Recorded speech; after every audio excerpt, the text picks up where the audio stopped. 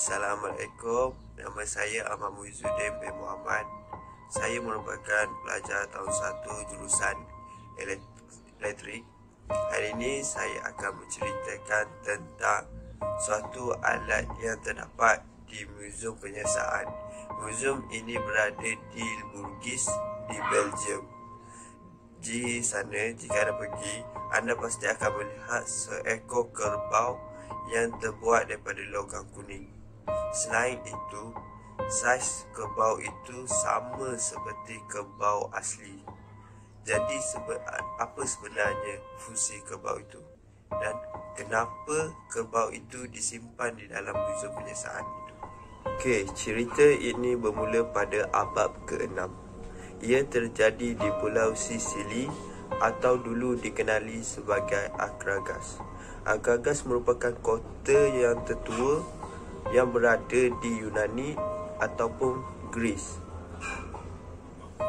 Ia bermula pada tahun 570 sebelum Masihi. Seorang raja terdahulu telah memilih seorang lelaki untuk membuat candi yang bernama Palaris.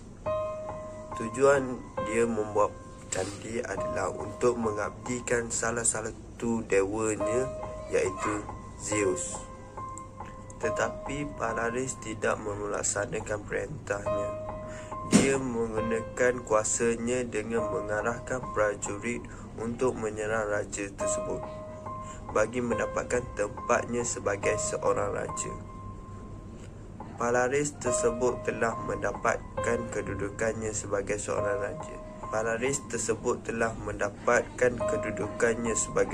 raja. Dia menggunakan kekerasan untuk mempertahankan kuasa dan tempatnya sebagai seorang raja.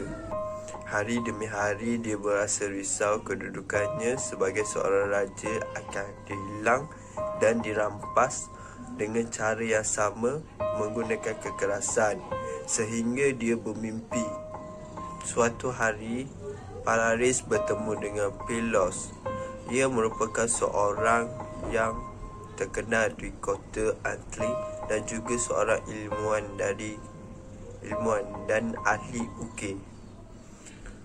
Palaris memberitahu masalahnya serta meminta Pylos untuk membuatkan suatu alat yang boleh membuatkan orang takut padanya.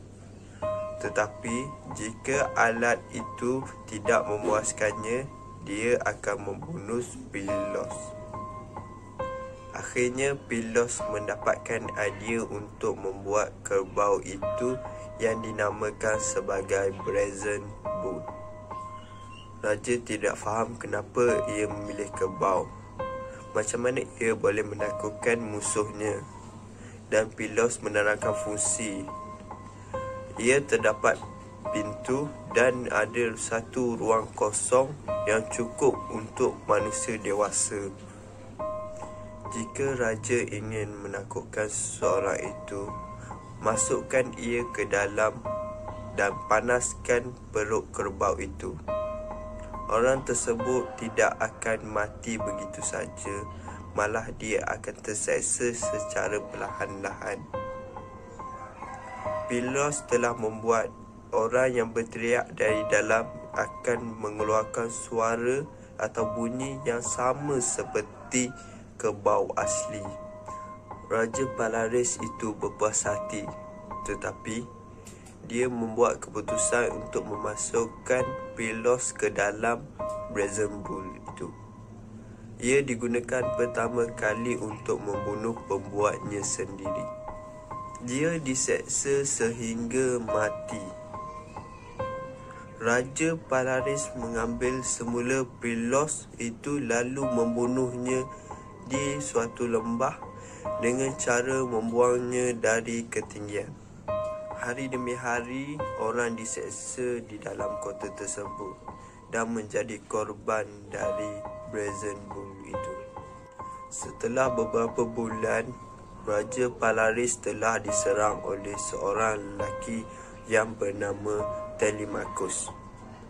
Ia diserang ketika Palaris itu sedang tidur. tetapi dia tidak takut akan dibunuh pada waktu itu.